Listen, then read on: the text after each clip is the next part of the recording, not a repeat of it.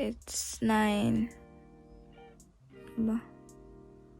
9:30 a.m. Oh my God, super daming nangyari. Like, super daming nangyari sa panaginip ko.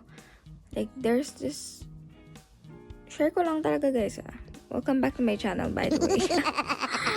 So for today's... Hindi, share ko lang yung panaginipan ko. Super dami nangyari.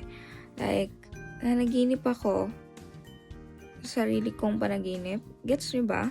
Parang ganun. 9:30 something yata. Nag-alarm ako kanina actually, like 9 a.m. Kakagising ko lang. And I've got online classes today, so I'm gonna bring you guys with me sa online classes ko. Maybe sa like a day in my life kind of a thing. I don't know. So online classes ko. Natayo muna ako para mag-ayos and para kumain siguro. So yeah. Hey guys, welcome to my natural habitat. Char. Natural habitat. Wala pang hila-hilamos. Pang brush. No. First thing that I do is sinusuklayan ko yung buhok ko.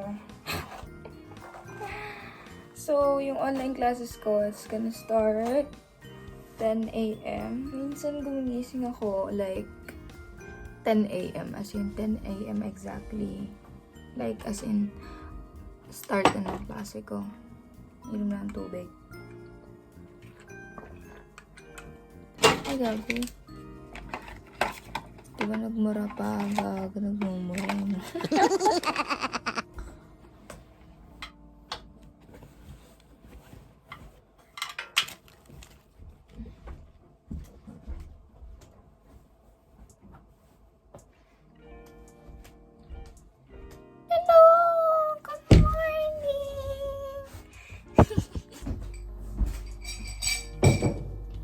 Painit muna tayong tubig.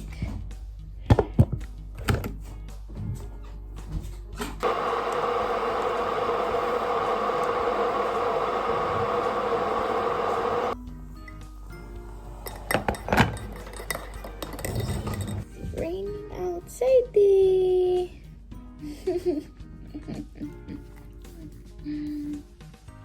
Ayan, his name's Teddy. And he's a corgi, a chunky corgi. And he's a boy, by the way. Ayan.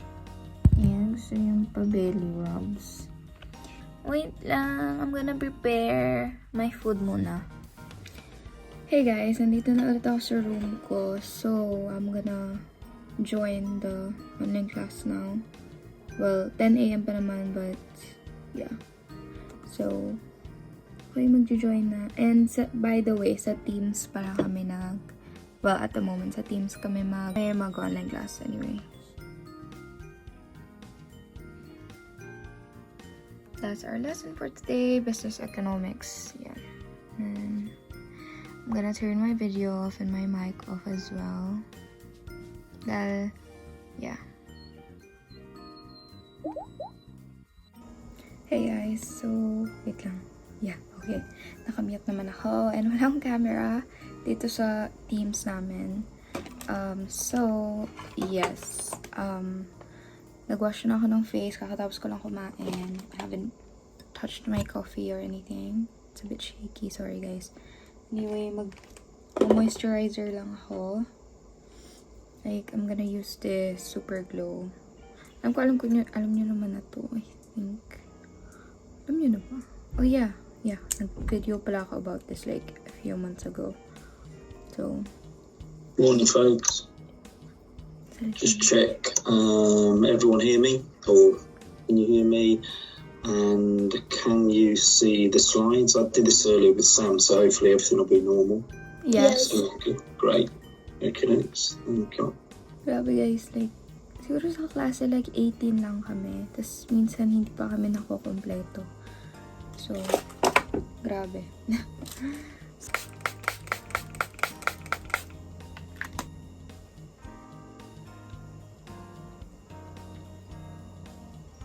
It's like, ganun lang ginagawa ko pag online classes. Like, nag-ano lang ako, nag-refresh up. Pero, hindi ko naman pinapakita.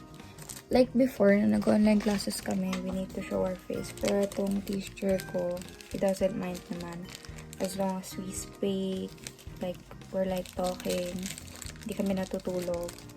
Pero this one time, I fell asleep for like 10 minutes. Pero, as in, I think that was last week. Like, 10 minutes, nakatulog ako. And then, pagka bukas ko ng mata ko, like, actually kasi, patapos na yung class namin nun. Tapos, pagkagising ko, girl, dalawa na lang kami nandun. Feeling ko yung isa kong classmate, nakatulog din siya. So, ayun.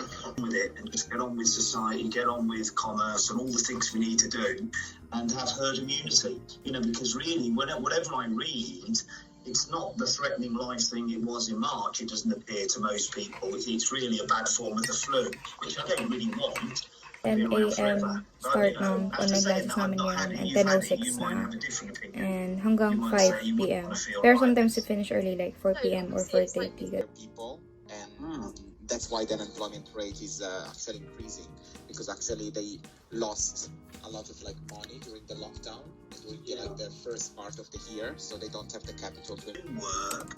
What do they do? They basically pay tax for the whole. You heard it, geek retreat. And what they are, they base it from outfits to comics to vintage comics and books and annuals and all that sort of thing, from Star Wars. It's in open, all right? Literally go and do your research, and then you'll all have sort of 2 minutes in the spotlight. Okay, all right? So I'm just going to mute myself, and I will see you all at 10:45. Thank you very much. Dave, who wants to take us through your Phillips? Oh, hi. Hi. So, back in 1958, he published the relationship between the unemployment and the rate of change of money wages. And he also did like the Phillips curve model, which shows the relationship between the unemployment and inflation. So basically what he says, so if unemployment is high, the government can boost demand by increasing its spending. This causes the price to rise and unemployment to fall. But as more people are needed for employment, wages rise and pushing up other prices. And then the more people at work, the higher the bills.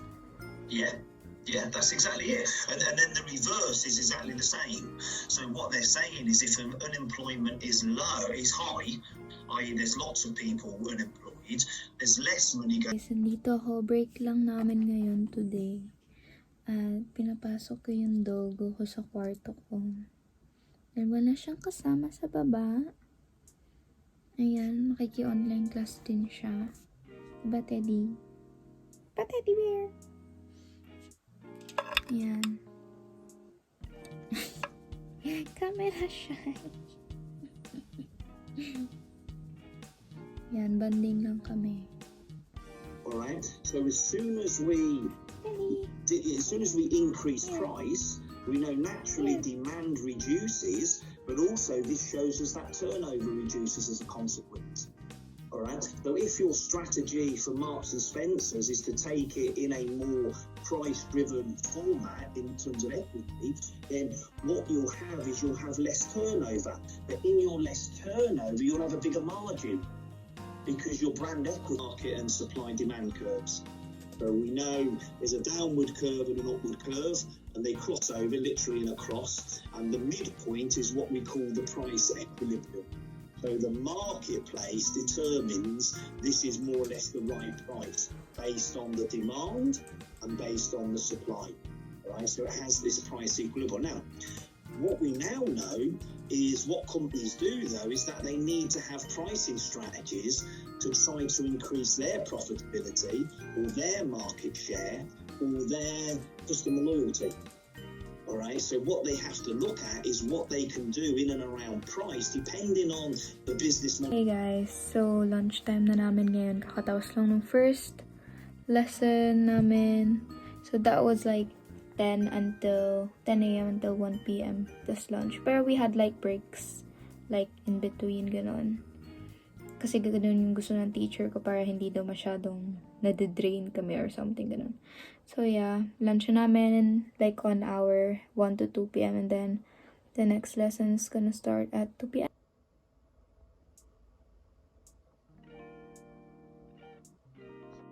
Hey guys, so second lesson of the day, and as you can see naman sa previous video, so ang lesson naman namin is subject namin is fashion retail management, and yeah. In the sense of history of H&M.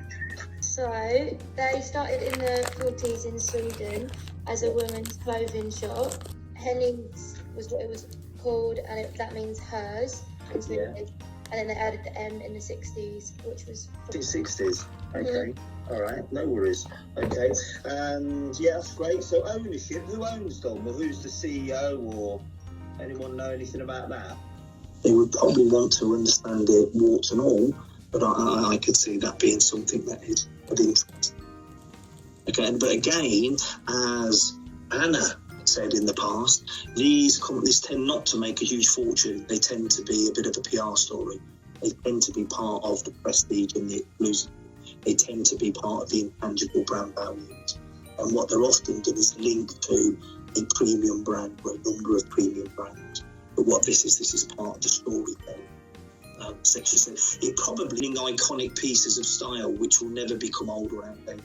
So again, it's a bit, if we look at elasticity, there is that one which is flat all the way across, and it talks about, price doesn't impact on demand, isn't it? Because if you're wealthy enough, if you're a billionaire or a trillionaire, the price is irrelevant. You know what I mean? It's not driven. Price has the whole demand. Hey guys, so I forgot to update you at sinusuklayan ko na yung aso ko. Ayan, tingnan nyo naman. Okay, so ayun, kanina pa tapos yung yung online class ko like 4 PM. Pero ayun, nakipag-video call lang ako sa friends ko. And 6 PM na in-update ko lang kayo. So ayun, tapos na yung online class namin. Basically, that's about it for my online class, my video. And as you can see, hindi pa ako naliligo. After ko lang suklayan to at maliligo na ako. And yeah, and I'll see you guys on my next one. Bye!